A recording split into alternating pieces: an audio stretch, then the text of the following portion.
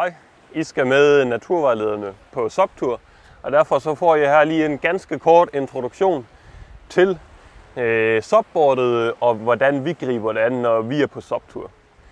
Vi har selvfølgelig noget udstyr, som vi skal bruge. Vi har vores board og vores paddel. Så har vi en redningsvest, eller en svømmevest er det, som vi får på. Og så har vi en leash og en finne, som hører til boardet.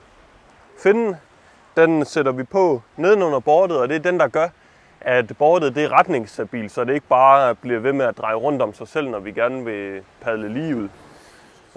Og leashen, den skal vi selvfølgelig altid have på, når vi tager ud på vandet, fordi det er den, der gør, at boardet ikke bliver væk fra os, hvis vi falder i vandet. Så mister vi ikke vores board.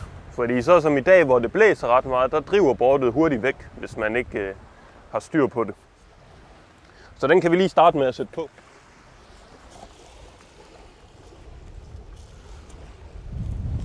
Den kommer på her.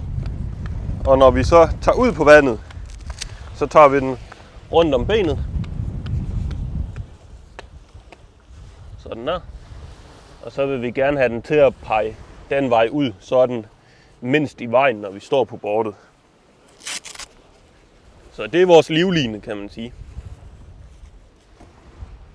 Så har vi finnen, som gør, at boardet bliver retningsstabilt. Den skal selvfølgelig på nedenunder og også hen bagpå. Og den bliver simpelthen bare klikket i ned der. Og sådan der. Så sidder den fast. Når vi står på boardet, så stiller vi os altid midt på boardet ud for håndtaget her. Og der står vi med en fod på hver side af håndtaget. Cirka med skulderbreddes afstand mellem fødderne. Så bruger vi vores paddel til at ro med, i at vi planter paddelen foran eller ude ved spidsen af boardet her. Og så forestiller vi os egentlig, at paddelen står stille, og vi trækker os selv hen til paddelen.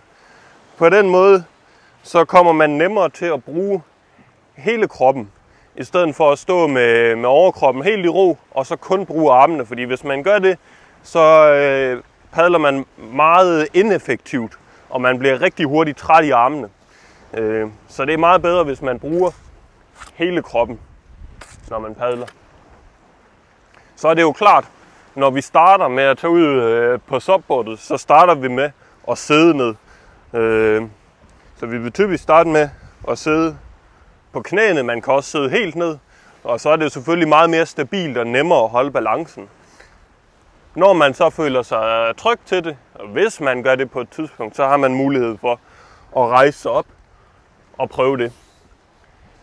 Men det er også klart, at når vi står på SUP-boardet, og især når vi skal prøve nogle forskellige øvelser, og hvis vi gerne vil udfordre os selv lidt, så er der jo en rimelig sandsynlighed for, at man falder i vandet, og man bliver våd. Der sker ikke andet end, at man bliver våd, men det betyder så også, at det er vigtigt at tænke på, hvorfor noget tøj man har på. Sådan noget bomuld, som jeg har på her, det er ikke særlig godt, fordi det suger rigtig meget vand og er lang tid om at tørre, så vi skal gerne have noget sportstøj på, der ikke suger så meget vand og som kan tørre hurtigt, og så selvfølgelig have noget tørt skiftetøj, når vi kommer i land. Men det var det. Vi glæder os til at se jer.